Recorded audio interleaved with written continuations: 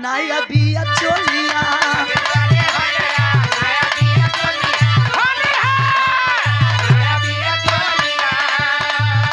अरे 26 वाली होलिया नया बिया चोलिया अरे 26 वाली होलिया नया बिया चोलिया दरिया लागे हो देवरवा पिचकारी के कालरवा हमके बाउर लागेला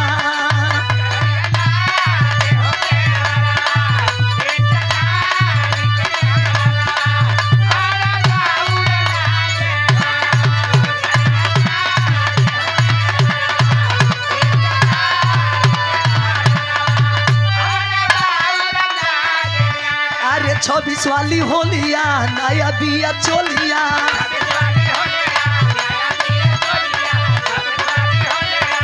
अरे 26 वाली होलिया नया बिया चोलिया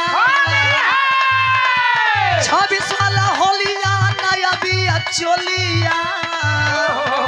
दरिया लागे हो देवरवा पिचकारी के कालरवा हमके बाउर लागे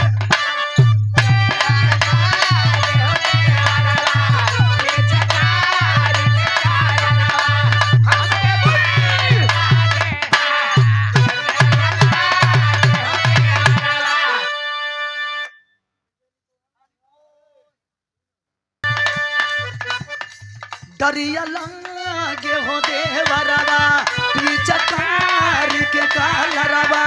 हमके बाउर लागेला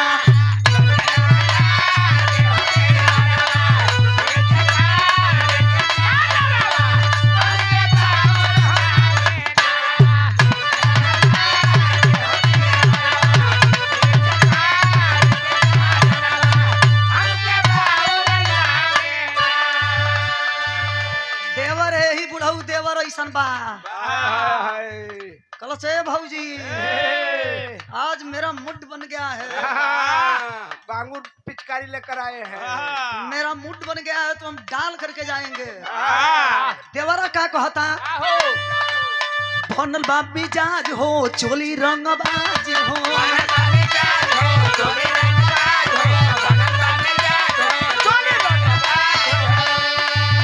अरे बनल बा मिजाज हो चोली रंगबाज हो धरिया रंग अब भौ जाई धरिया रंग अभी भौ जाई माजा तो बे होली में आई हम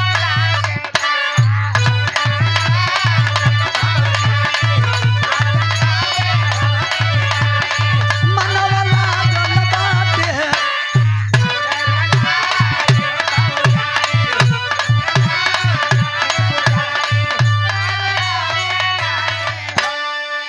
अरे ए देवर बबुआ काहे भौजी आई ई क्वेश्चन पिचकारी लेके मार तो बेले पूछू पूछू कोइले बड़ा हो भौजी नहीं खो जाना तो के पता बा हाँ तोहर भाई बाहर बड़न आ हम तो जानो तो नहीं कि तू लइका बड़ा ये देवर जी दादा बैगन वाला पिचकारी लेके आइल बा लेकिन भीतरे से तू सियान लगत रो हाँ। धरिया रंग अब भौ जाई माजा तो बे होली में आई मनवा लागल बाटे हो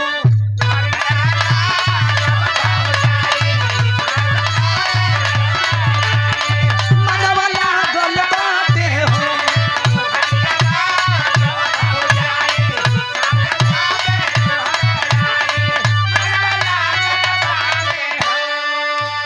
सारा रा रा रा रा रा रा जगी जी सारा रा रा बारे भौजी बा अरे सारा रा रा रा रा रा रा जगी जी सारा रा रा बारे भौजी बा अरे लइकन के टोली लेके झूठे करेला हल्ला हो झूठे करेला हल्ला जगी जी सारा रा रा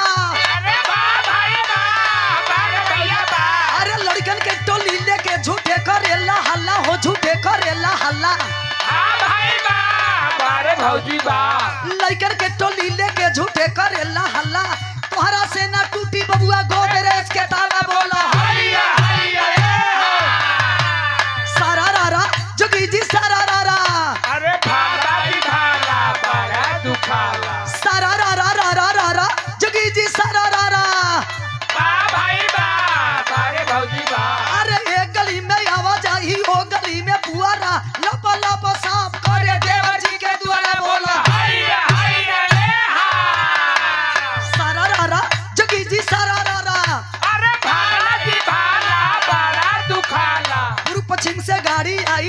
बैठल कौआ हो ऊपर बैठल कौआ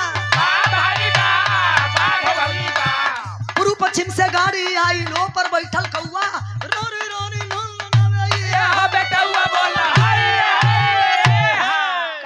लरी लरी करत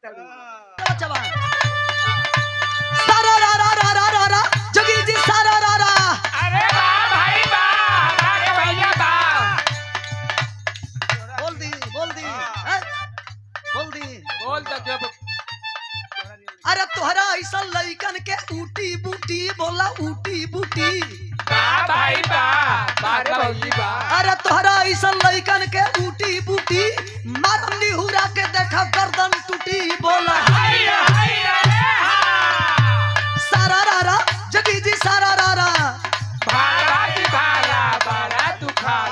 इनकर बहिनिया देखे फिल्म में ही ना हो फिल्म में ही ना अब ना बुझा गए तो मेरा मूर्ति से पंगा नहीं लेने का